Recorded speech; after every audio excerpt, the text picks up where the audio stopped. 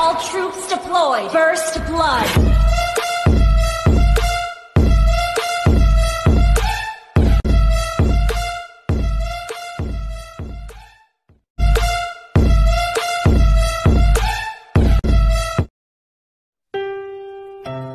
Orang sabar itu kunci pemahamannya cuma kalimat yang sangat sederhana ini. Kita ini milik Allah. Kepada Allah juga kita akan kembali. Pahami kalimat itu, maka segala musibah ringan. Kita ini milik Allah. Bukan milik kita sendiri. Bukan milik siapapun. Milik Allah. Terserah Allah mau diapain juga. Terserah Allah mau disuruh ngapain juga. Terserah Allah mau ditakdirkan seperti apapun juga. Karena kita tahu kenapa kita bilang terserah Allah. Allah punya sifat namanya adil, tidak pernah zalim.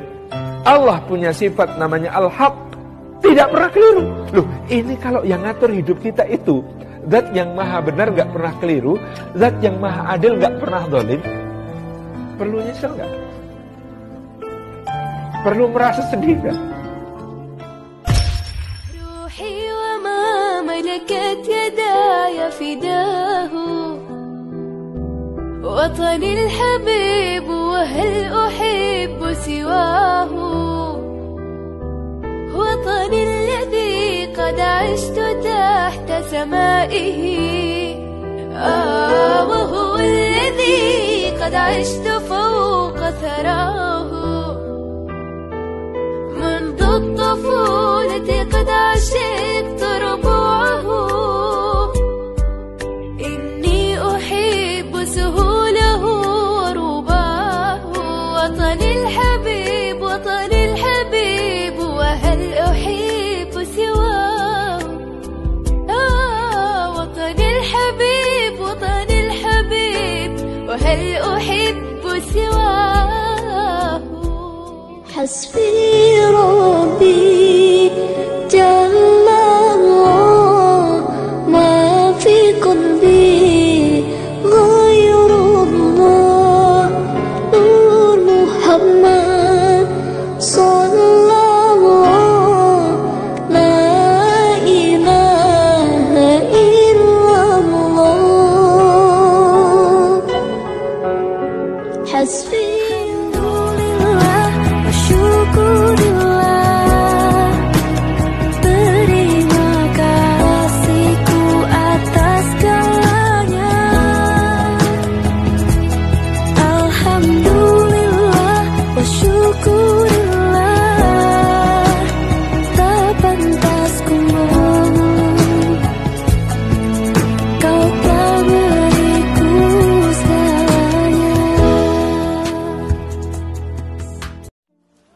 Dari selama ini Anda merawat anak, maaf, berapa persen perawatan Anda yang ditujukan untuk mendapatkan ridha Allah Subhanahu wa taala?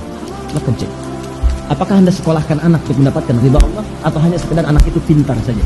Jika Anda sekolahkan anak hanya sekedar anak itu pintar, maka Anda akan mendapatkan bagian dunia saja dan tidak pernah dituliskan setetes pun keringat anak itu sebagai ibadah sisi Allah Subhanahu wa taala.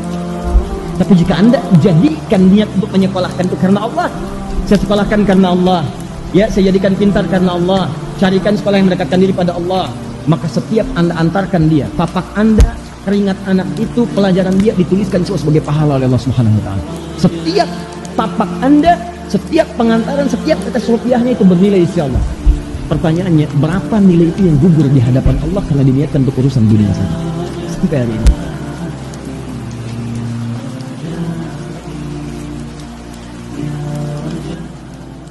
Ada orang yang kalau berdoa mintanya cuma dunia aja. Ya Allah, besok ujian luluskan saya, Allah, dunia. Ya Allah, IPK saya pengen sekian, dunia. Ya Allah, pekerjaan saya mudah-mudahan diterima, dunia. Ya Allah, lancarkan proyek saya, dunia. Cuman proyek itu mau diapain? Gak diterusin. Tapi ada yang minta kepada Allah. Wa minhum may yaqulu rabbana atina fid dunya hasanah wa fil akhirati hasanah wa qina adzabannar. Dikala antum minta, ya Allah, mudahkan saya mendapatkan pekerjaan yang mendapatkan halal menurut pandanganmu dan memudahkan saya ke surga, ya Allah.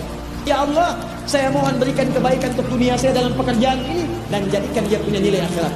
Begitu antum panjatkan, ulaika lahum nasibum mimma kasabu Kata Allah, orang-orang ini akan mendapatkan bagian sesuai dengan permohonan.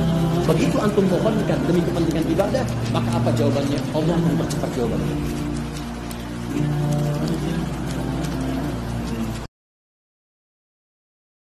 Kalau kita pengen melibatkan Allah, pantaskan diri kita. Karena Allah Subhanahu wa Ta'ala itu menolong hambanya sesuai dengan usaha hambanya untuk mendekatkan diri kepada Allah. Siapa yang datang kepada Allah sejengkal, Allah datang kepadanya sehasta. Siapa yang datang kepada Allah sehasta, maka Allah mendekat kepadanya sedepa.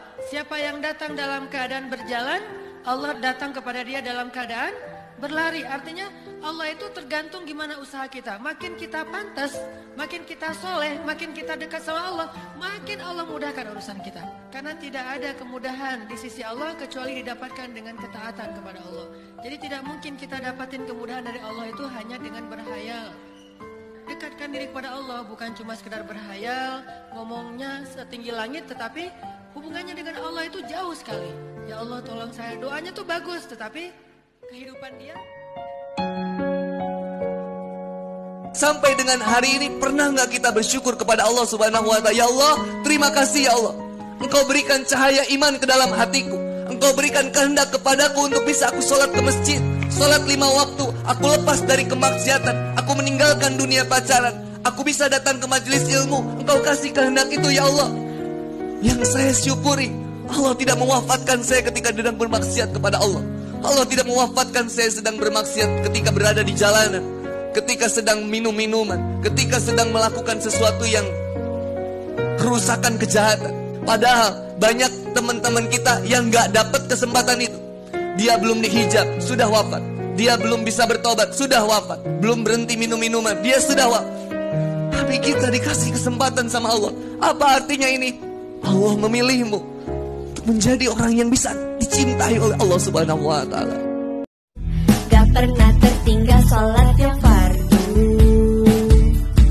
tapi itu dulu. Gak pernah disangka kau malah berubah, yang buruknya rajin, kau sekarang malah seru. Kau waktu karena main game dulu. Entah apa yang merasuki. Ya Thaibatu jitu kisaban li Rasulillahi muhibbah, birraudati sakanat ruhi wa jiwaril hadi Muhammad. Oh Thaibah, your breeze is so blessed, indeed it brought life back to my spirit. I've left my heart with my beloved. Kebesaranmu ya Allah, kasih sayang dan rahmatmu, dalam sadarku terlupa mengucap syukur.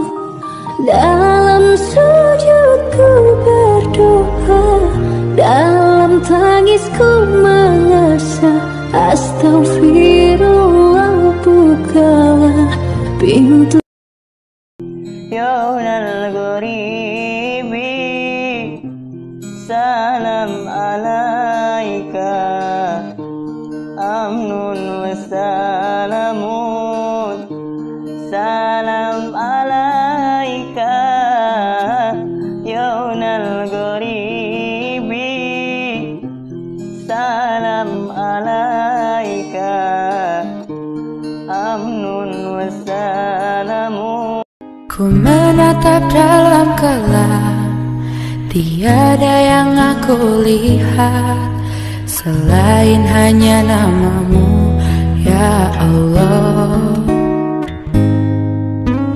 Esok ataukah nanti, ampuni semua salahku, lindungi aku dari segala fitnah.